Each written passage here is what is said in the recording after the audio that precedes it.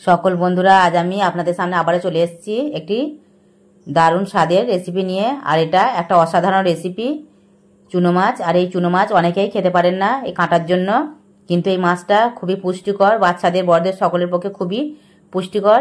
চোখের জ্যোতি বাড়ে এই চুনো মাছ খেলে, কিন্তু আমরা অনেকে হয়তো কাঁটার কারণে খেতে পারি না। সেই কারণে আপনাদের খুব সহজ এটা তৈরি করে দেখাবো যে কিভাবে তৈরি করে খেতে পারবেন। এর জন্য আমি প্রায় 200 গ্রাম চুনো মাছ নিয়ে নিয়েছি। 2-3 রকমের মাছ এখানে আছে, আর এগুলো আমি এখনো বাছিনি, এগুলো খুব ভালো করে বেছে নেব। আর মাছগুলো আমি বেছেও নিয়েছি, আর একটা বাটনার সাহায্যে বেটে নেব। আপনারা ব্লেন্ডারের সাহায্যে এটা বেটে নিতে পারেন, কিন্তু সবসময় খেয়াল রাখবেন এটার মধ্যে যেন কোনো রকম কাঁটা না থাকে। খুব মিহি করে এটা বাটতে হবে। আমিও ধীরে ধীরে খুব ভালো করে এগুলো বেটে নেব, আর এর মধ্যে কোনো রকম কাঁটা থাকবে না। আমি এগুলো বেটে নিয়েছি, এই দেখুন কতটা সুন্দরভাবে এটা বাটা হয়ে গেছে। দেখতে একটু হয়তো কালো লাগছে চুনো মাছ। আর নিয়ে নিয়েছি হাফ কাপ বেসন, পেঁয়াজের টুকরো, হাফ কাপ কর্নফ্লাওয়ার, টমেটোর টুকরো, আদা রসুনের পেস্ট, কাঁচা লঙ্কা, কাশ্মীরি লঙ্কা নিয়েছি হাফ চামচ, হলুদ গুঁড়ো হাফ চামচ, আর জিরে হাফ চামচ, ধনিয়া হাফ চামচ, আর কিছু ধনেপাতার কুচি নিয়েছি, স্বাদ মতো লবণ আর তেল।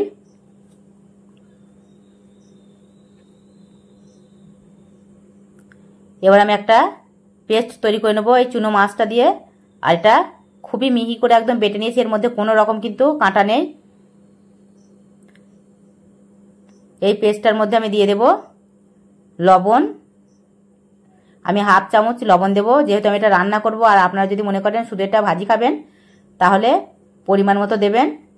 আমি হাফ চামচ দিয়ে দিয়েছি, মশলা চামচের হাফ চামচ লবণ দিয়েছি।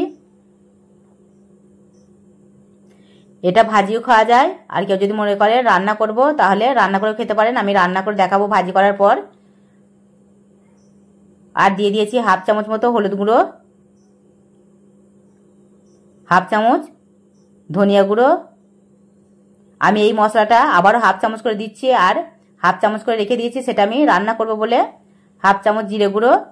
আর এর মধ্যে আমি কোনো রকম কিন্তু শুকনো লঙ্কার গুঁড়ো দিইনি। আমি এর মধ্যে কাঁচা লঙ্কা কুচি দেবো।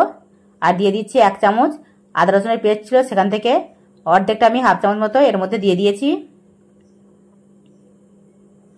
এই চুনো মাছ যে এত সহজভাবে তৈরি করে খাওয়া যায়, সেটা এই রেসিপিটা দেখলে আপনারা বুঝতে পারবেন যে চুনো মাছটা কত সহজ উপায়ে খাওয়া যায়। আমি কাঁচা লঙ্কার টুকরোগুলো এইভাবে এর মধ্যে ঢেলে দেব আর মাখিয়ে নেব। এর মধ্যে কোনো রকম আমি কিন্তু শুকনো লঙ্কার গুঁড়ো ব্যবহার করছি না। আমি রান্নার সময় কাশ্মীরি লঙ্কা অল্প পরিমাণে ব্যবহার করবো, হাফ চামচ মতো। আর এই মাছের মধ্যে বেশি পরিমাণে লঙ্কা হলে কিন্তু খেতে ভালো লাগবে না। আর এর মধ্যে এবার আমি দিয়ে দেব কর্নফ্লাওয়ার,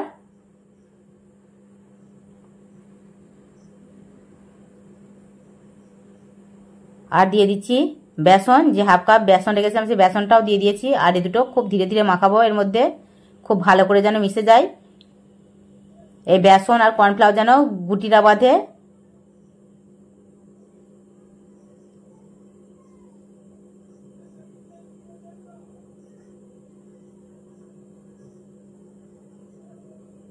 আমার চুনো মাছটা খুব অল্প পরিমাণে ছিল, সেই কারণে আমি একটা ছোট্ট বড় জায়গা নিয়েছি, একটু অসুবিধা হচ্ছে।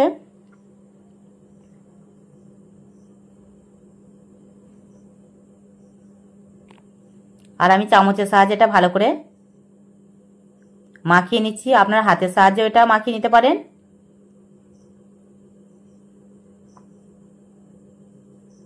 দেখুন এটা একদম মিশে গেছে।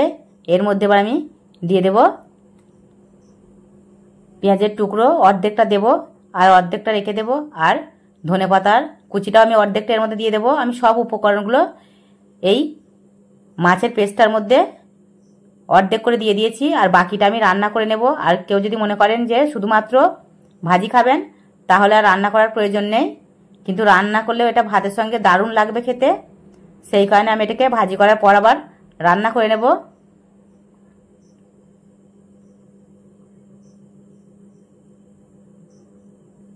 আমি রান্নাটাও আপনাদের দেখিয়ে দেব। এই দেখুন পেঁয়াজ ধনেপাতার কুচিটাও আমি এর সঙ্গে খুব ভালোভাবে মিশিয়ে দিয়েছি।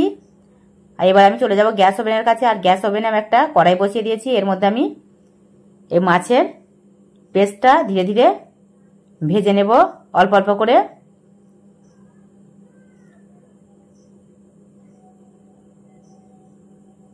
আমি এর মধ্যে তেল দিয়ে দিয়েছি, আমি রিফাইন তেল ব্যবহার করেছি। আর এর মধ্যে আমি খুব ধীরে ধীরে অল্প অল্প করে এই ভাজিটা তৈরি করে নেব ছোট ছোট করে।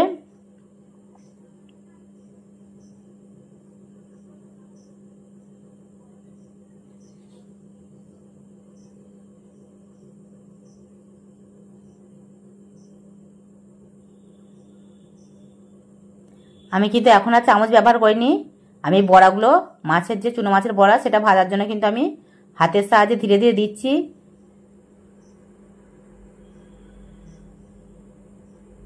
আর এটা আমি গ্যাস ওভেনটাকে মিডিয়ামে রেখেছি আর ধীরে ধীরে এটাকে ভেজে নেব। আর তা না হলে জোরে দিলে এই মাছের বড়াগুলো পুড়ে যাবে আর ভিতর থেকে সুন্দর হবে না, সিদ্ধ হবে না। সেই কারণে এটাকে আমি খুব ধীরে ধীরে ভেজে নেব এগুলোকে। এক সাইডটা হয়ে গেছে, আমি অপর সাইডটা উল্টে দিচ্ছি। দুই দিকটা কিন্তু খুব ভালো করে ভাজতে হবে। এই চুনো মাছের রেসিপি এত সুন্দরভাবে যে খাওয়া যায় সেটা এই রেসিপিটা দেখলেই বুঝতে পারবেন আর খুব সহজে তৈরি করে খেতে পারবেন। এরপর থেকে চুনো মাছ খাওয়ার জন্য আর কোনো ভয় পেতে হবে না কাঁটার।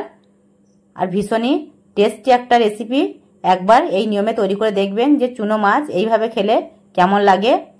আপনাদের অসাধারণ লাগবে এই রেসিপিটা।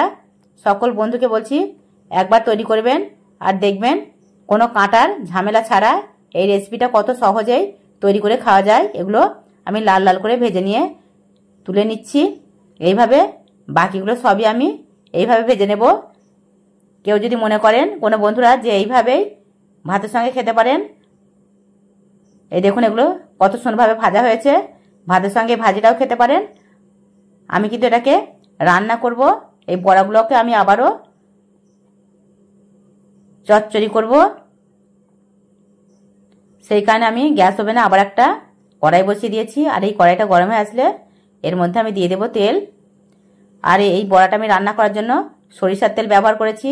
এর মধ্যে আমি দিয়ে দিয়েছি 2 চামচ মতো সরিষার তেল। আর তেলটা গরম হয়ে আসলে এর মধ্যে আমি পেঁয়াজের টুকরোগুলো দিয়ে দেব। আমি বাকি যে অর্ধেক পেঁয়াজ রেখেছিলাম আর মশলা, সেই মশলাটুকু দিয়ে এই রেসিপিটা আবারও তৈরি করে নেব।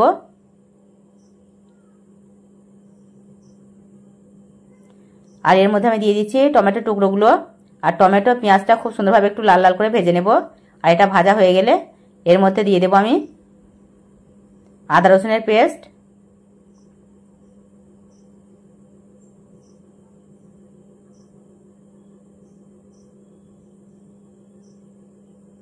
আমি যে গুঁড়ো মশলাগুলো রেখেছিলাম সেই মশলাগুলো এর মধ্যে দিয়ে দেবো, একটু জল দিয়ে গুলে দেবো, তা নাহলে জমাট বেঁধে যেতে পারে।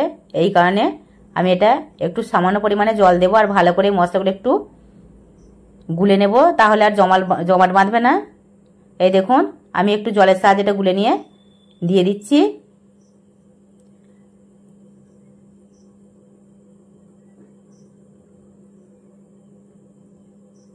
এর মধ্যে দিয়ে দিচ্ছি আমি হাফ চামচ মতো লবণ। আমি হাফ চামচ লবণ কিন্তু ব্যবহার করেছি। আর এর থেকে বেশি লবণ দিলে কিন্তু এই মাছটা খেতে ভালো লাগবে না, যেহেতু এর মধ্যে কোনো রকম সবজি নেই, শুধুমাত্র পেঁয়াজ টমেটো আছে। এই কারণে আমি হাফ চামচ লবণ দিয়েছি।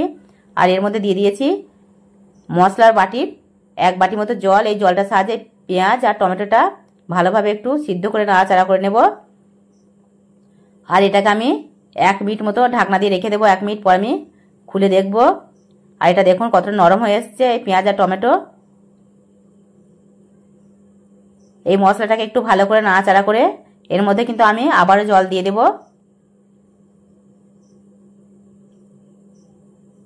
এটা একদম তৈরি হয়ে গেছে। আর এর মধ্যে আমি দিয়ে দিচ্ছি জল। আমার বড়া অনুযায়ী যে বড়াগুলো আছে সেই বড়া অনুযায়ী আমি জলটা দিয়েছি। আপনারা বেশি পরিমাণে বড়া তৈরি করলে জলটাও সেই পরিমাণে দেবেন, যেন এই বড়াগুলো একটু ডুবু ডুবু হয়ে থাকে। এটাকে আমি আবার 1 মিনিট ঢাকনা দিয়ে রেখে দিয়েছি। আর ঢাকনা খুলে দেখব এই মশলাটা ফুটে এসছে জলটা। আর এর মধ্যে এবার আমি দিয়ে দেবো বড়াগুলো।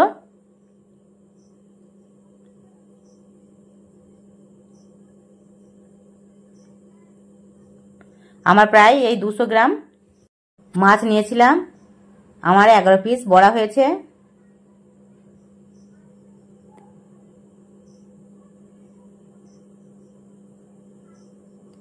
এর উপরে আমি কিছু ধনেপাতা কুচি দিয়ে দিচ্ছি, আর এটাকে আমি ঢাকনা দিয়ে রেখে দেবো 5 মিনিট মতো, আর একদমই মিডিয়াম আঁচে রাখবো।